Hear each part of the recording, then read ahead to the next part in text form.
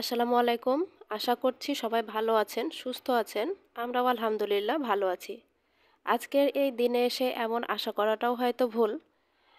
কারণ কোটা আন্দোলনে যে সহিংসতা হয়েছে আর সহিংসতায় যাদের মানে পরিবারের মানুষজন আহত বা নিহত হয়েছেন, আমি জানি না তারা শারীরিক বা মানসিকভাবে আসলে কেমন আছেন। তবে মহান আল্লাহ তাআলা একমাত্র ধৈর্যদাতা। সবসময় চাইছি আল্লাহ যেন তাদেরকে ধৈর্য দান করেন, তাদের পরিবারের লোকজনদের। আর যারা নিহত হয়েছেন তাদের যেন জান্নাতুল ফেরদাউস মহান আল্লাহ তাআলা দান করেন। আর যারা আহত হয়েছেন তাদের যেন আল্লাহ তাআলা দ্রুত সারিয়ে তোলেন।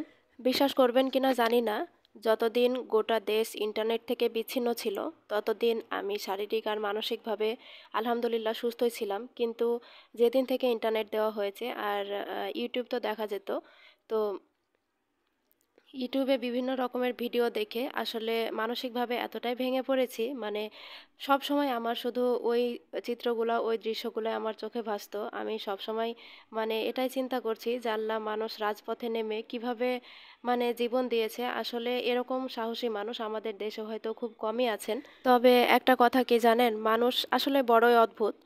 মানে মানুষ তো আশরাফুল মাখলুকাত, মহান আল্লাহ তাআলারই সৃষ্টি। তো মানুষের কিন্তু উচিত যে মানে অন্য কাউকে ভয় না করে শুধুমাত্র আল্লাহ তাআলাকে ভয় করা। কিন্তু আমরা কোথাও যেন থেমে যাই। মানে একজন নিজে একজন মানুষ হয়ে অন্য একজন মানুষকে ভয় করা শুরু করি, মহান আল্লাহ তাআলাকে ভয় না করা, মানে না করে আর কি। কিন্তু আমাদের আগে যেটা বেশি দরকার সেটাই আমরা করি না, বরং মানুষকে ভয় করে আমরা থমকে থেকে যাই। কোথাও যেন মানে বন্দি হয়ে যাই মনে হয় এরকম। আর আমরা যখন বন্দি হয়ে যাই না, তখন মনে হয় যে মানে কোনো কিছুতেই আসলে বারাকা আসে না। কখনো কখনো আমাদের জীবন আটকে যায় তীব্র এক সংকীর্ণতায়। আর এই অন্যায় অত্যাচার আর জুলুমের সময়টাতে আমাদের এমন মনে হয় যে আমাদের দোয়াও হয়তো বা এখন কবুল হয় না। সুখ হারিয়ে যায় আমাদের জীবন থেকে।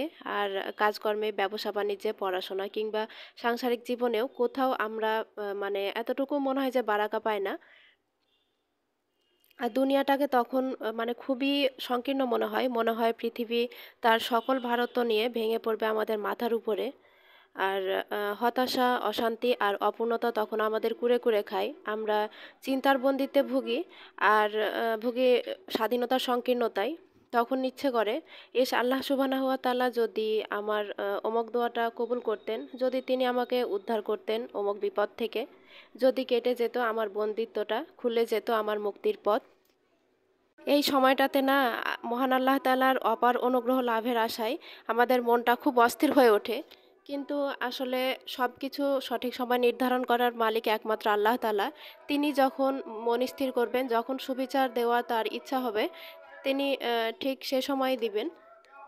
আর সেই সুবিচারটা তিনি অবশ্যই কোনো মানুষকে, কোনো ভালো মানুষকে উশিলা করে আমাদের কাছে পাঠাবেন। আর নিশ্চয়ই সেটা ভালো হবে ইনশাআল্লাহ।